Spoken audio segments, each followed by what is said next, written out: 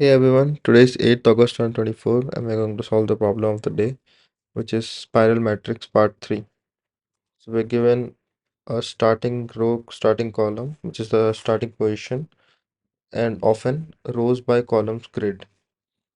We are facing east at the start, and I'll just explain it with the example. So wherever we are standing, we need to move in a spiral, and we have to move till we have covered all of the what you can cells inside this grid. So at the end, we have to return. If we move in a spiral pattern, what will be the order of cells which we will visit? We have to return that order. So if you visualize this problem, what you'll notice is each time the number of columns which we are moving, sorry, the number of cells which we are going over keeps on increasing after two moves. So if you, let's see, if you move one here, so you only have to make a step of size 1 in the east direction. Then you have to make another step of size 1 in south direction. From now on, you'll have to make two steps. Otherwise, the spiral pattern will not follow.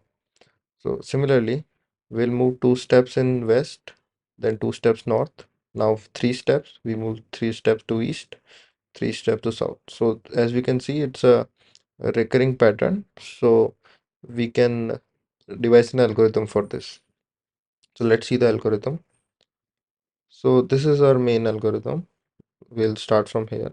So we have these directions in this order, which is east, south, west, and north. Then we have a direction pointer which tells us in which direction we are moving currently. Then we have the visited, which we want to return. This is a visited vector of pairs or vector of vector, we can say. Then our step size. So at the starting, our step size is 1. We'll keep incrementing it. We'll see how later. Then times moved. This basically tells us for the particular step size 1, how many times I've currently moved. So if I move once, then I'll increment this times moved. Then I'll move 1 here, which is the step size 1. I'll move it again. Then I'll increment this times moved. And when it becomes 2. So for a particular step size, if I've taken 2 traverse in two directions, and then we have to increment the step size. So we have already moved 1, now we'll move 2 like this. So now then we initialize the current position which is given to us, row start, column start. Then while visited dot size is less than rows into columns, which is basically till we have visited all of the cells. Then we check if times moved is 2, which I told you. Then we'll increment the step size and reset the times moved. Now to find the direction, we can do directions of direction pointer. So starting direction will be east. Then let's keep it ambiguous. Somehow we move steps from the current position in the direction by the step size. So from this, let's say from this position in the direction by the step size. So if we want to move by 1 in the east, it will move like this.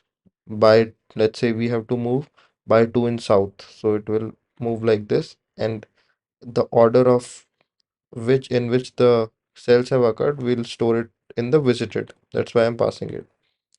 Then after we have moved in a certain direction, what we want to do, let's suppose somehow we moved here. Now what we would like to do is we want to change our direction. Simply change our direction is direction pointer plus 1 mod 4. So suppose you were on east, you'll go to south, then to west, then to north, and after north, we'll come back again to east because that's what we want to happen here. So that's how it will work. And times moved we'll do plus plus, so then we can know that have we moved one time or two times for the current step size. And at the end, we'll return the visitor. Now to remove the ambiguity, let's see how we move steps in a particular direction. So it's simply while our step size is not 0, we'll move one step in that direction while keeping track of the current position. So from here, if you want to move, let's say west 3 times, while my step size, which is 3, is not 0, I'll move one step. Okay. So this move step, let's see what's the algorithm here. If you want to move step from a current position, we'll check the direction. So we check if we want to move east, what we can see here is the column number is increasing, the row number remains same. So since the position is a two size 2 array where the zeroth element is the row and one element is the column, for moving east we'll increment the first position, which is the column, by one. For moving south, we can see here we can increment the row. For moving west, we can see we have to decrement the column. Similarly, for moving north, we have to decrement the row.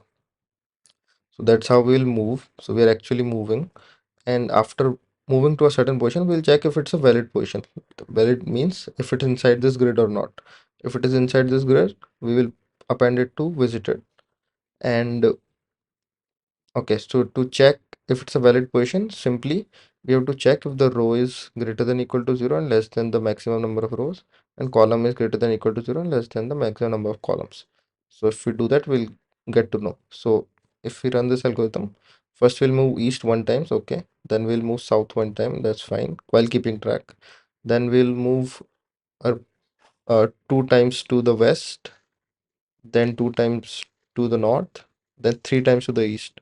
So while we are moving three times to the east, after this, when it goes to 0, comma 6, this position will not, this condition will not be true, and therefore this will not happen. So we don't have to worry about these scenarios, and it's a one-to-one simulation. So exactly how the problem described it, we are running the simulation as it is.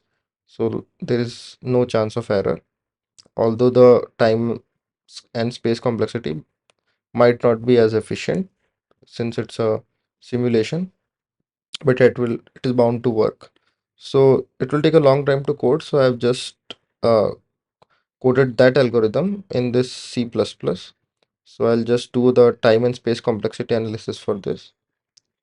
So what we're doing here is, since we are iterating over our complete all the cells, what can max to max happen is, suppose we are in this corner and we want to iterate over it. What will happen is our whole spiral can have that step size maximum length is equal to two times the columns. Okay, let's say it's a square grid, so it could be two times the column. So our total number of iteration will be four times this. So at max, our total number of iteration will be four times this, which is the order of n only. N I am denoting here, which is the total number of cells, rows into column. So we can say a big of n time complexity is there, and space complexity, since we have to store visited, it is also n, since we are storing how many we are visiting, so it's also n. So that's a space and time complexity. And I've also already submitted this code. It's not very efficient, as I told you, it's a one-to-one simulation, that's why we can find ways to optimize it.